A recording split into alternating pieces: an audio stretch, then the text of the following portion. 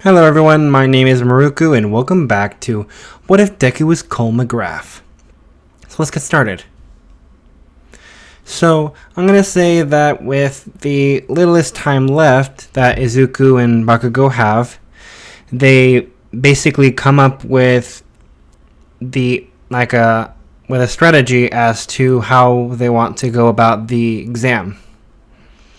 After careful consideration, Izuku basically tells his best friend that hopefully if the exam is going to require them to fight, then hopefully the opponents that they're going to go up against are going to be fairly challenging.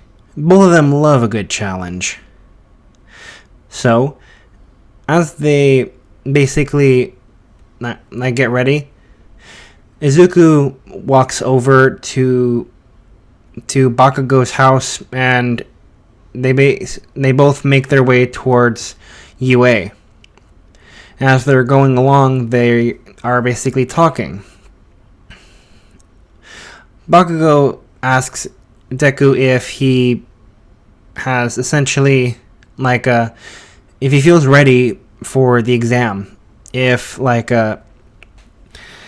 he feels that he's done enough studying, because he knows that Deku is having a little bit of trouble with some of the subjects, but Izuku reassures him that he feels fairly confident that he's going to pass the test. And Izuku kind of asks Bakugo in return, well, what do you think? Do you think that you've got everything, that you're about as ready, studied up as you can be?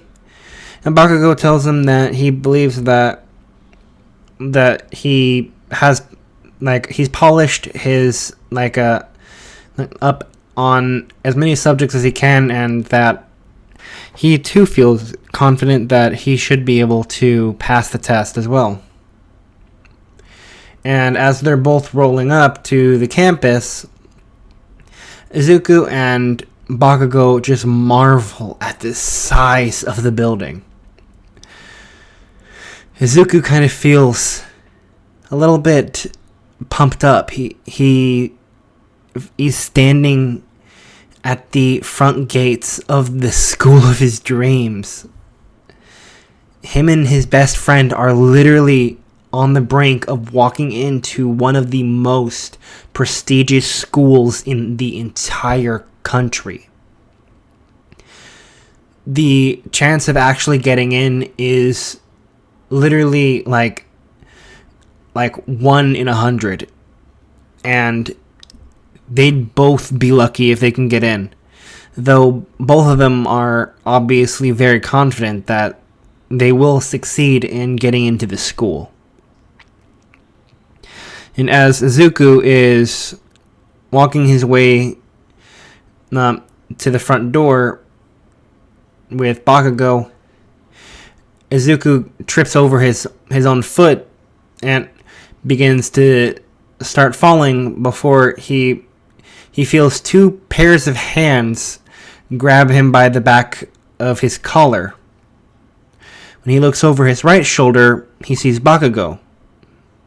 When he looks over his left shoulder, though, he sees a brunette girl with a perpetual blush on her face, looking down at him. She's smiling and says that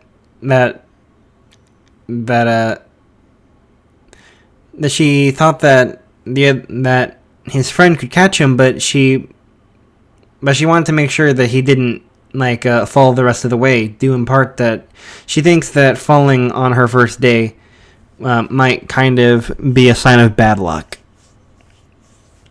But after Bakugo helps Ochako basically get him upright, Ochako puts all 5 of her fingers together and basically says, "Sorry that I also used my quirk on you. It was kind of like an impulse when I saw you trip over." Deku is sitting there looking at this girl, gobsmacked. He is like a... In his mind, he's having a mini meltdown. He's not able to bring up the words to describe the girl in front of him. And as Bakugo is looking at Deku in the face, Bakugo snorts and basically nudges his friend and goes, "Hey, buddy, the brunette's talking to you. You might want to say something." And Izuku snaps out of it and goes, "Oh, I'm sorry. My name is Izuku. And thank you for catching me." Ochako basically smiles at Deku and tells him that it was no problem, that she was happy to help. And as she starts to make her way towards the front door, she wishes both of them good luck. Bakugo basically starts to snicker and laugh and says to Deku, "Man, you could not be any more obvious, could you? I can see it all over your face. One touch from a girl and you go about as red as a beet. Man, you really need to brush up on your flirting skills there, champ." And Deku kind of punches Bakugo in the shoulder and says, "Shut up, man. You know that I'm not good at talking with other people. Just because I have a cool quirk does not translate to freaking communication skills. Not to mention, you know as well as I do that I kind of don't like being around a lot of people." Bakugo basically pats Deku in the back and says, "I know, man, I know. You know I'm just pulling your leg. You gotta try, man. You really do. I mean, hey, if you like the girl, I support you, bro. I mean, I know that you've been just by yourself, just kind of, loafing around for a while. Granted, the both of us have been trying to, improve ourselves, so that kind of doesn't leave a lot of time for girls. But hey, if you want to try, you got my full support, bro. I'll even be your wingman if you want." Deku kind of shoves him again and says, "Shut up, dude. You know that I don't like talking about that kind of stuff, man." Bakugo just kind of lets Deku kind of push him a bit and just says, "Well, man, if you really want to, I won't force you to talk to her, but hey, if you want to, I'm here. I'll help you." And they basically go inside, and as they're both kind of sitting down next to each other, the pro hero Present Mike kind of walks out on stage and he goes, "Well, hello, my little listeners. Can I get a, are you ready?" And no one makes a peep. And Present Mike goes, "Wow, tough crowd. Well, anyway, today you will be doing a variety of things. Your first task into entering UA is going to be a written test. Following that, you will be put into different testing sites for you to have a practical test. You will be fighting different types of robots, each of them having a sorted number. You have the 1-pointer, the 2-pointer, and the 3-pointer. And you your job is to collect as many points as possible. Now, as President Mike is saying this, a hand shoots up into the air, and President Mike, like, seeing this, he responds with, "What is your question, little listener?" And at that moment, a boy with blue hair stands up, and he goes, "Sir, on the pamphlet, it says that there are 4 robots. Is this an error in UA's handbook?" And President Mike says, "Well, I was going to get to that in a minute, but since you've brought it up anyway, young man, the 4th robot is a 0-pointer. There's one in every testing site, and it's basically a giant obstacle for you to avoid. Due to it having 0 worth, it's not even worth destroying, personally." And the blue-haired boy bows his head and thanks President Mike for answering his question before sitting down. Now, as they all finish the written test, they are sent to different testing sites. Whenever they get their papers to that basically sort them into different sites, Izuku sees that him and Bakugo are unfortunately going to be separated for the test. But that doesn't entirely bother the two of them.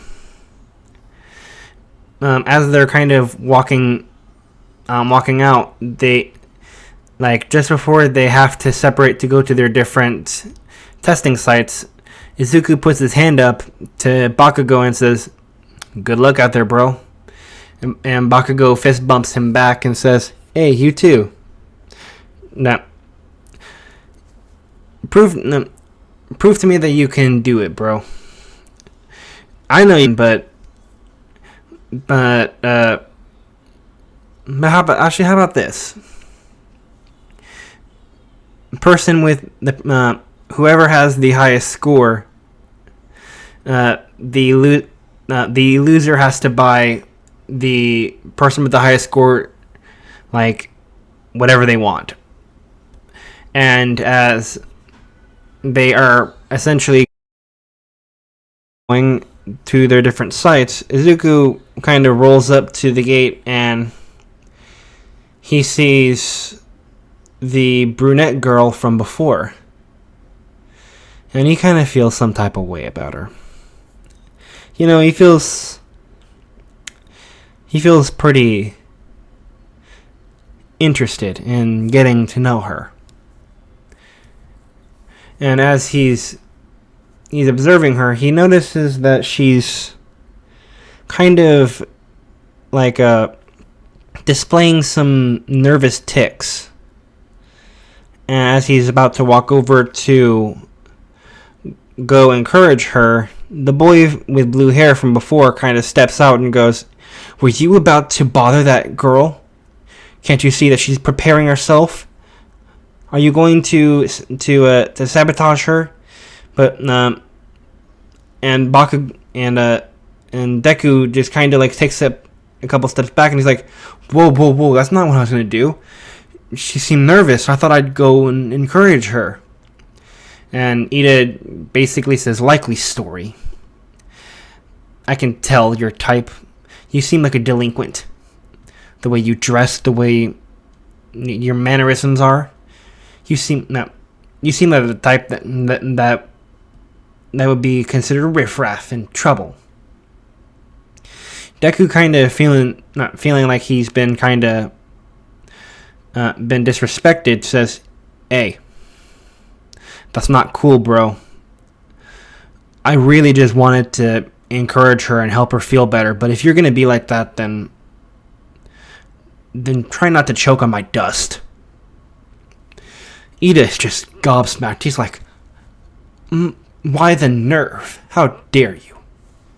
And at that moment, the gates open, and as Ida isn't fully paying attention, Izuku, like, full on sprints for the opened gate, like kind of like trying to get ahead of everyone else. and as he sees like a light pole above him, he jumps, or a telephone pole. He jumps up onto the telephone pole and begins to climb it before jumping onto the metal wiring and propelling himself forward. All the other students, they're just like, wait a minute, that's not fair.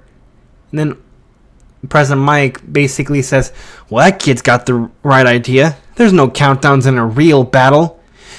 Go follow his example. And all the students basically start flooding in. And as Deku is kind of like riding the telephone pole like wires, he sees a couple of robots like come out from an alleyway, and he like jumps off and uses his hover ability to hover down to the robots before covering his whole right arm in electricity and burying it in like a giant right hook into the robot, completely caving in its camera eye before ripping his arm back out and moving in deeper into the alleyway. And as he's going into the alleyway, he sees a couple more around the corner, and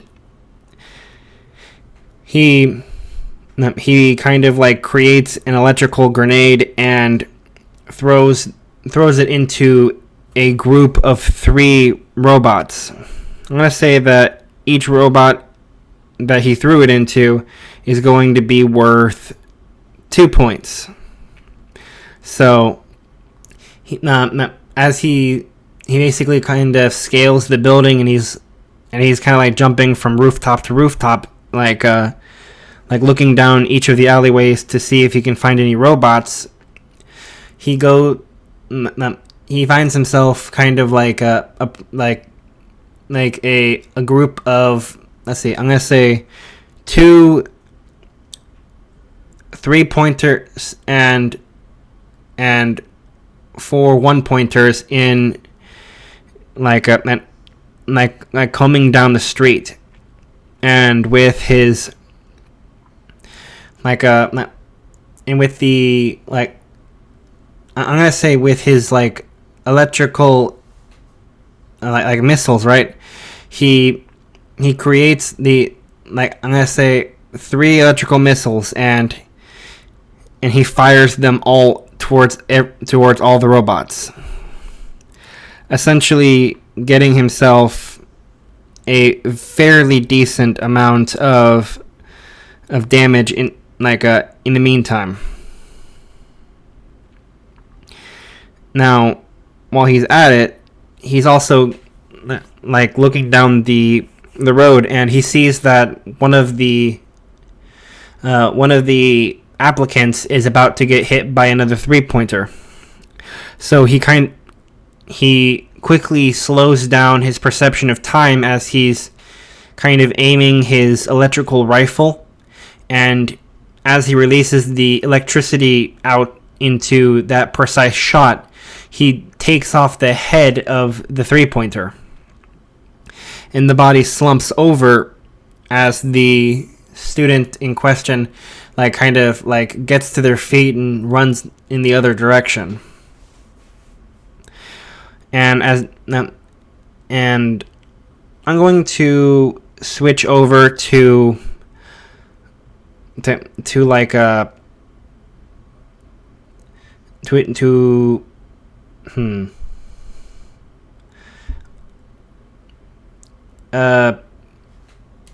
the perspective of the teachers. Now, the teachers in the observation room, they are seeing what Deku's doing, and they're impressed.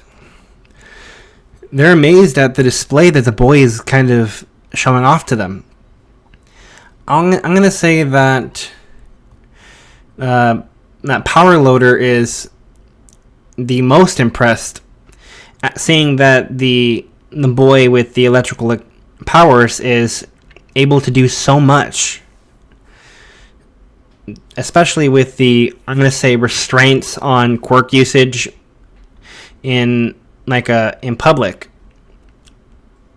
So Power Loader and the rest of them are amazed that a kid who has this much kind of I'm going to say, a prowess with his quirk, even under the restraints of if he gets caught using it in public, he could get in trouble. Specifically by a pro hero, though. Now, Deku, in Aizawa's opinion, he just sees him as a problem child, but he sees him as, with a lot of promise, though. He sees a lot of promise in, Izuku as a whole. And Snipe, that basically comments on how the boy was able to make such a precise shot from so far away. And he, as they're all kind of going back and forth, Nezu is just sitting on his chair, watching all of the teachers kind of debate what they think of this kid. And Nizu is just kind of sitting there thinking about what this kid can offer. Exactly. Because Nizu knows that there's more than meets the eye about this kid. He's not just some stand-up prodigy. He there's something more to this kid that they're not seeing. And Nizu is intrigued to figure out exactly what that something is. Nizu wants to figure out exactly what this kid has that kind of gives him the ability to stand out more than most. And as they are observing him, Nizu's kind of coming up with a lot of different things in his head that could possibly explain this kid's prowess. Then Nizu turns his head and goes, "Power Loader, I would like to ask, so what kind of I'm gonna say equipment did the boy turn in for his hero costume, provided he gets in, that is?" Now, Power Loader walks over to the stack of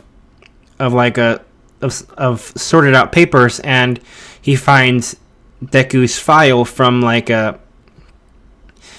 the pre-test kind of turn-in, because each of the students are required to turn in a sheet of paper listing off exactly what they would want for the support course to create for them, provided that they get in. And whenever Power Loader kind of flips through the pages, he tells Nizu that the boy he's not requested a lot, but that he's requested power cells and let me try and figure out how I'm going to explain this. The hero outfit that Izuku had asked Power Loader to create for him, or the support course at least to create for him, it's going to be described as I'm going to say that Deku asked for a how do I explain this? It's like a motorcycle jacket, a green motorcycle jacket with it's a color palette of green and black, and he also requested a sling bag that has, well, not really a sling bag, but it's kind of like a band that reaches from his shoulder to across his chest onto his side, kind of in the same fashion as a sling bag, but it has power cells on it.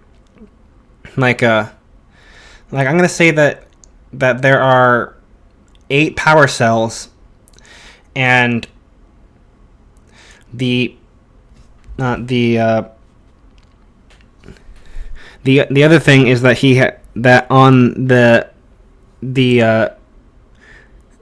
sling, right, on the back side of it, he asked for there to be a holster. And Nizu asks, actually no, Aizawa asks why Izuku would want a holster for, and Power Loader basically explains that he asked for a weapon to be made for him. And President Mike turns his head and asks, "The little listener requested a weapon?" Power Loader says, "Yeah, and the weapon in question is kind of strange. He asked for an axe." And President Mike is kind of taken aback. He's like, "An axe? Why would a hero in training want an axe?" And after Power Loader kind of realizes that he made a mistake in explanation, he's like, no, not like a wood chopping axe. I mean, he requested a guitar axe. Then President Mike goes, "Ooh, this one likes music." And Power Loader basically says, "Yeah, it apparently he wants the axe to kind of be loaded out with some kind of like with 2 power cells on it too, but the power cells come from are attached to the bottom of the base." And he asked for this thing to be really modded out, and Nizu asks, "In what way kind of modded out?" Well, Power Loader, he scratches his head and he said that in the kind of schematics of or blueprints, whatever you want to call it, that Izuku handed him, basically he wants the guitar to have to have some kind of ability to project sound waves that carry electrical currents on it. For instance, if he was to kind of channel electrical power into the axe, that it would shoot some kind of sound wave out of it that could electrocute things in the vicinity. Kind of like a shock wave, in the literal sense, that is. And and the part about it being an axe is also for melee combat. He's literally going to use it like an axe, but with the design of a guitar in it. Now this puzzles Nizu. He's like, "Well, this is one very interesting specimen we have." I mean, student.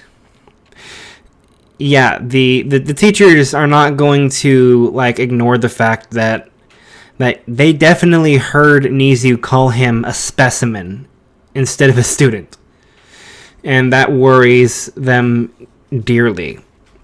Now, going back to Izuku has, I'm going to say, about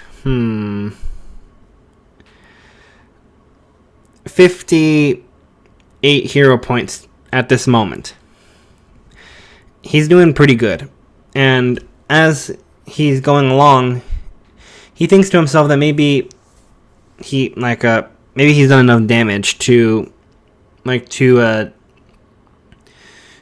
in destroying enough robots that maybe he kind of should stop there, so that he gives everyone else a chance to destroy some robots. Though he also kind of remembers that if Bakugo gets more points than him, which if he decides to quit now, he probably will, that he'll end up having to buy Bakugo something. But as Izuku is sitting on the edge of a building, like watching everything play out, he feels something rumble under his feet. Like everything around him is kind of vibrating for some reason. And he decides to get on, to float down to the street to see what's going on. And as he gets to the street, he sees a bunch of students running towards the entrance of the testing site. And when he turns around, he sees the 0 pointer. And he thinks to himself, no wonder they called that thing a nuisance. And as Izuku is starting to run towards the gate as well, not seeing any reason to fight the 0 pointer, especially since President Mike kind of described it as an obstacle to be avoided and a nuisance as well, Izuku starts running until he hears the faint cry for help. And every single fiber in his being stops him in his tracks. And as he turns around, he sees the brunette girl pinned under a bunch of rubble, trying her hardest to get the rubble off of her. But she seems like she's not able to reach. And the 0 pointer is getting closer and closer. He feels his legs move before his body can think. He basically full on sprints towards the robot, and he sees a car sitting on the side of the street, and he gets on it and he jumps out of it using a electromagnetic pulse to shoot him up in the air. And as he gets high up into the air, he goes full out, summoning all the electricity inside of him to summon up to, I'm going to say, 20 missiles and launch all of them towards the head of the 0 pointer. And as he's gliding down towards the 0 pointer, all of the electrical rockets make contact, and it shreds the robot's head. But it wasn't enough. The robot moves ever closer, getting incredibly close to Uraraka and risking the possibility of crushing her to death. Izuku flies into a hole created by the rockets, and he thinks to himself, maybe he can shut this thing down by draining it all of its energy. And as he gets inside of the head, he puts his hands on the on the main machinery, and he starts drawing in as much power as he can and as fast as he can, and he worries that it's not enough. So he channels it through he pulls the energy with every part of his body, with his hands, his arms, his legs, even everything. He's pulling in as much energy as he can from anywhere that he possibly could. And he feels the robot slowing down a bit, but he knows that it's not enough. He fires 3 rockets into one singular point and goes and like travels down its neck to get to its like central core. And as he gets there, he lands on top of it and kind of like, and he holds on to it with everything he has, and he sucks every last ounce of energy out of it, and the energy is just pulsing through his body. Deku is baffled. He doesn't understand what kind of energy is this thing made of. And as he's pulling all this energy into himself, he feels something is different about the energy in this robot. He feels that like it's more like a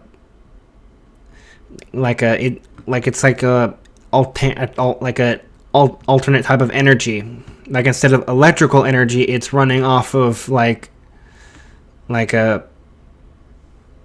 energy converter. And as he's pulling every last ounce, he feels like he's about to unlock something again.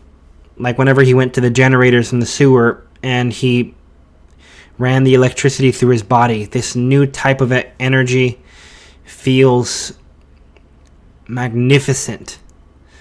And he's not sure where they got this energy from, but he knows that he doesn't want to stop. And as he's pulling the last of the energy out of it, he feels like something was just added to. He feels like some kind of energy transfer into his body, and he gets a flash of lightning, like coming down in great spurts. And he thinks to himself, well, what have I got to lose? And as he's feeling all of this energy through his body, he calls down a giant lightning strike from the sky itself, and it strikes down onto the robot, essentially frying it from the inside out. All of these circuits are exploding simultaneously as it slows down, finally. And Izuku, having absorbed the energy off the lightning, feels completely recharged, and despite him having used so much energy to call the lightning down. And as he's crawling out of the wreckage, he sees the brunette girl is trying to is desperately trying to climb onto the robot to, after seeing it had finally stopped, is to try and get in and save the boy who went inside the robot. And as he comes out of the head and starts floating down, he sees the girl is kind of limping on one foot as she's trying to hit the robot with with a giant piece of metal, seemingly trying to break into it to get him out. Before he goes, "You okay there? You look like you're really, really pissed off at that robot."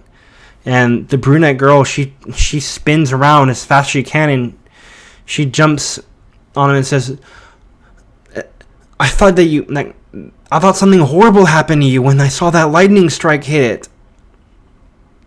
I thought you fried yourself. Or I thought that you got fried in there." Deku laughs and says, "Oh, trust me. If a little bit of lightning could take me out, then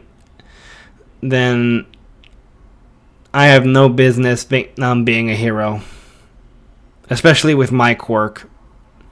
And the girl is just taken aback for a second and thinks to herself, how can a quirk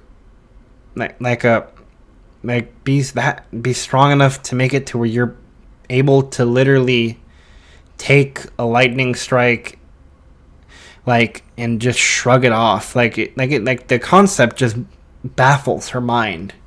She doesn't even know how to properly kind of figure out how to process that.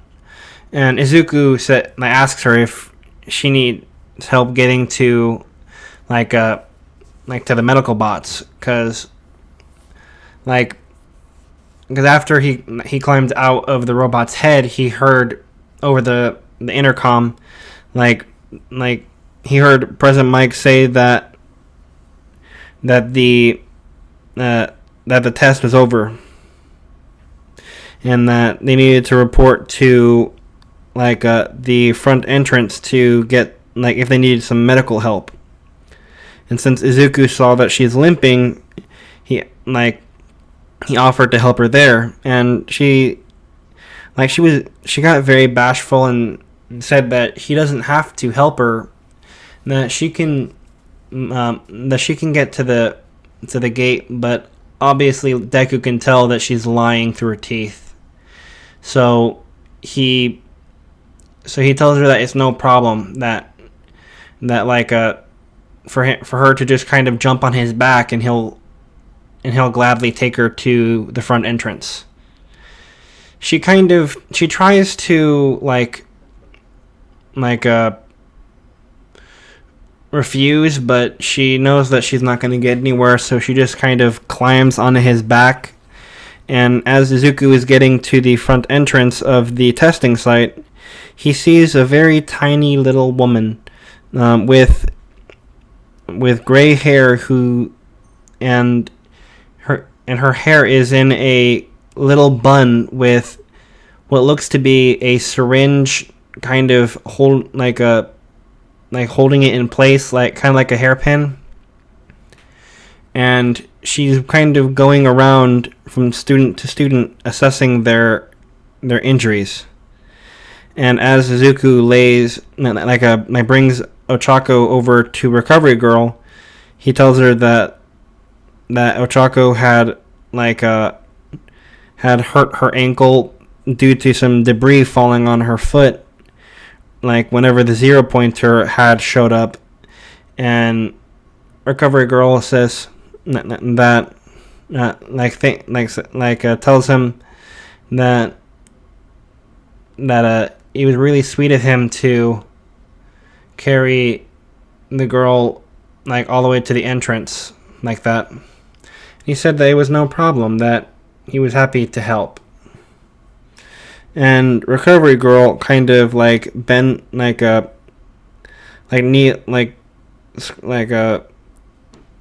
kind of gets bends over and starts to examine Ochako's foot.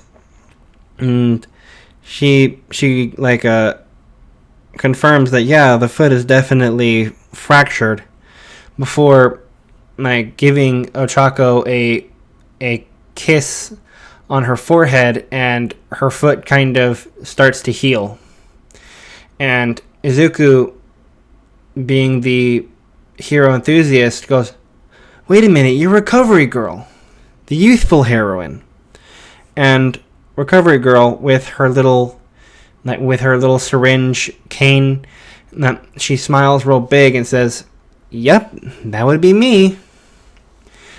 And she directs Izuku to take his friend to the buses, so that the buses can transport them back to the main campus. And she tells him that he would appreciate him carrying her to the nurse's office, that way that she can make sure that Ochako is fully healed and properly discharge her whenever she's at full capacity. Izuku gives Recovery Girl an affirmative, as Ochako seems to kind of be passing out from the exhaustion of having Recovery Girl's quirk used on her. And as Izuku puts Ochako down in the office, he gets a text on his phone and he pulls it out. The text is from Bakugo, basically asking where he is. Izuku sends back a text saying that he's at the nurse's office and that he had to help someone who had gotten healed by the nurse and kind of collapsed to the office. So Bakugo says that they ask Izuku if he wants him to pick up anything before going to get him. And Izuku asks if Bakugo could get him a drink, like before coming over. And Bakugo says, "Sure thing." And as Izuku is kind of sitting there, he sees the girl kind of her eyes flutter open a little bit, and as she tries to sit up, he kind of puts his hand on her shoulder and says, "Yo, hey, slow down. Recovery Girl said that you'd be out of it for a little bit, and that it'd be best for you to stay laying down. Especially since you're since her quirk uses your own energy to heal you at a rapid rate." And Ochako lays back and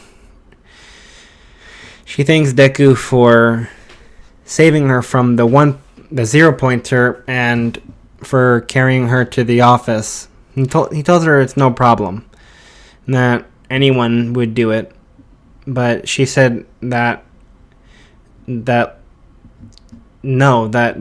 was him, and that he was the one who had basically went out of his way to help her. And he tells her that it was no big deal, that he's just happy that he could help. And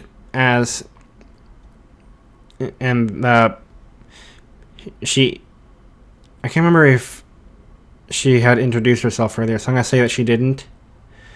So she introduces herself as Ochako Uraraka. And she asks Izuku how he did all of that. That hit, or in more specifically what his quirk is, because it's amazing, she exclaims. He tells her that his quirk is called electromagnetism, and that basically he's able to control and manipulate electromagnetic fields in any way he wants. He's able to shoot electricity, absorb electricity, and basically anything he can do with electrical energy that you can imagine. Even patent pending, he has the ability to essentially he literally just barely learned that he can call lightning down too, and that was a new one. Ochako is kind of taken aback. She's like, "Whoa, now that's cool." And as she says that, Bakugo opens the door to the nurse's office and basically calls out, "Hey Deku, I got your drink. Who's the person that you had to carry here?" And Ochako and Deku look over to the door where Bakugo is just kind of sitting there with a drink in his hand, and he goes, "Hey, it's the blushing girl. Am I interrupting something, Deku? Do you need a minute with the girl?" And Deku just kind of yells at Bakugo to shut up. And Ochako is just kind of blushing a bit, what does he think is going on? And And Deku reassures her that it's nothing, that his friend just doesn't have a filter and is kind of very blunt and stupid. Bakugo goes, hey, what did I do? I'm trying to be a wingman here. If you need a minute with the girl to give her some of that, that Midoriya charm, I can leave, bro. And Deku says, dang it, bro, shut up. I don't need you trying to hype me up. He goes, okay. I just thought I'd help you. Deku kind of proceeds to apologize for his friend's, awkward behavior. And Ochako, tells him it's fine, that it didn't really bother her all too much. That she doesn't mind. Bakugo kind of walks over and gives Deku his drink, and Ochako asks Izuku how well he thinks he did, and Bakugo kind of looks over to Deku and goes, yeah, come on, our boy, how good you do. Deku punches Bakugo in the shoulder and says, I think I did fairly good. Now, I think I got about 58 points, give or take some. And Ochako's like, 58? Whoa. I was only able to get maybe 37. Deku reassures the perpetually blushing girl in front of him and says, I'm pretty sure that's a pretty good number. I'm just really, really good at hitting a lot of targets, especially with my rockets. And Ochako kind of sees where his logic is going, and Deku asks Bakugo how many robots he hit, and Bakugo smiles real wide. Well, loser, I got 65 robots. And Deku says, hey, but it's not over until we get our results in the mail. And Bakugo basically goes, oh, so basically it's double or nothing now.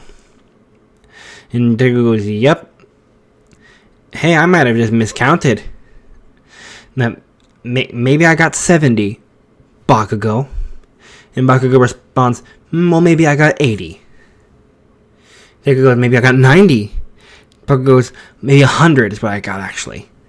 And they basically go back and forth until Ochako goes, does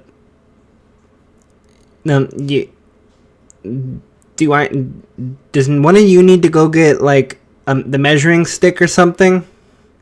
And Deku is flabbergasted that at what Uraka just suggested. He goes, what? And Bakugo is just howling in laughter at the comment. And Ochako goes, hey, well, at least it lightened the mood and it got you two to stop bickering over who got more points. And Deku basically explains, no, you don't understand. We made a bet. See, sucker with the least points has to buy the winner something. And Ochako, is in now understanding why they're bickering over who got more points. Goes, oh, now I get it. And as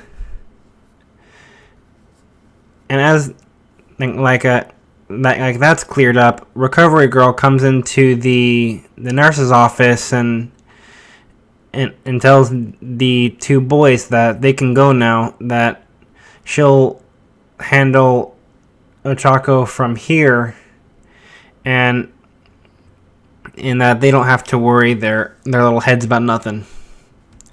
So Bakugo and Izuku proceed to leave the school and go back to their respective houses. But while they're on the way there, Bakugo asks what if the giant lightning strike that from earlier was him, and Deku, with the biggest stinking smile on his face, goes, "You bet it was."